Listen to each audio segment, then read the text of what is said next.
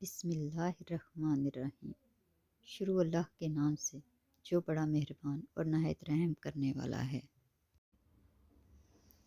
ایک دن بہلول دانا دریا کے کنارے بیٹھے ریت جمع کر رہے تھے۔ وہ مٹی کی ڈھیری بناتے اور اپنے ہاتھ سے اسے مسمار کر دیتے تھے، اور یہ منظر اپنے محل سے ملکہ زبیدہ بھی دیکھ رہی تھی۔ کافی دیر یہ منظر دیکھنے کے بعد ملکہ زبیدہ اپنی کنیزوں کے ہمراہ دریا کے کنارے چلی آئی اور بہلول سے پوچھا، کیا کر رہے ہو بہلول؟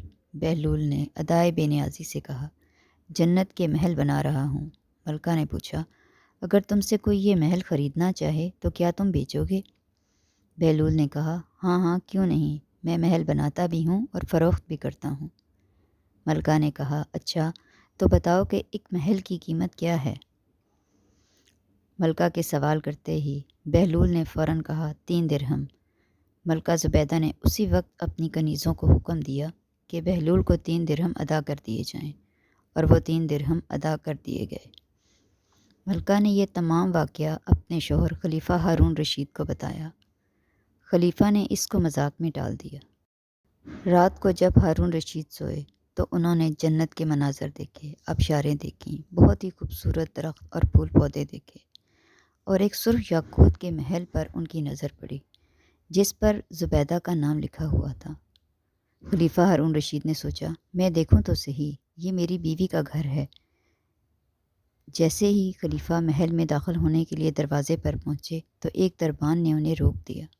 ہارون رشید حیران رہ گئے اور بولے، یہ تو میری بیوی کا گھر ہے، اس پر اس کا نام لکھا ہے، اس لیے مجھے اندر جانا ہے۔ دربان نے کہا، یہاں یہ دستور نہیں، جس کا نام لکھا ہوگا صرف وہی اندر جا سکتا ہے، کسی اور کو اس دروازے سے اندر داخل ہونے کی اجازت نہیں۔ جب دربان نے خلیفہ ہارون رشید کو پیچھے ہٹایا تو اس کی آنکھ کھل گئی۔ بیدار ہونے پر فوراً خیال آیا کہ بہلول کی دعا زبیدہ کے حق میں اللہ کے ہاں قبول ہو گئی ہے۔ وہ ساری رات اس افسوس میں کروٹیں بدلتے رہے، چنانچہ وہ صبح ہوتے ہی بہلول کی تلاش پہ نکل پڑے، پر وہ کہیں بھی انہیں نظر نہیں آیا۔ شام کو اچانک انہوں نے دیکھا کہ بہلول اسی جگہ پر بیٹھا ریت کے مکان بنا رہا ہے۔ خلیفہ نے آگے بڑھ کر السلام علیکم کہا۔ جواب میں بہلول نے جواب دیا، وعلیکم السلام۔ خلیفہ نے پوچھا، کیا کر رہے ہو؟ بہلول نے جواب دیا، جنت کے گھر بنا رہا ہوں۔ خلیفہ نے پوچھا، بیچو گے؟ تو بہلول نے کہا، ہاں ہاں کیوں نہیں، میں بناتا بھی ہوں اور فروخت بھی کرتا ہوں۔ تو بتاؤ ایک محل کی قیمت کیا ہے؟ بہلول نے بے سختہ جواب دیا، تیری پوری سلطنت۔ ہارون نے کہا، اتنی زیادہ قیمت؟ یہ تو میں نہیں دے سکتا۔ کل تو آپ 3 درہم میں بیچ رہے تھے اور آج پوری سلطنت مانگ رہے ہیں۔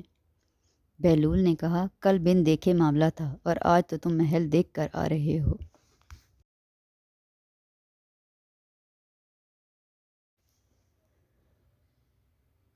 خلیفہ یہ سن کر گھٹنوں کے بل بہلول دانا کے سامنے بیٹھ گئے اور کہا، حضرت آپ مجھ سے میری ساری سلطنت لے لیں اور بدلے میں مجھے ایک محل دے دیں۔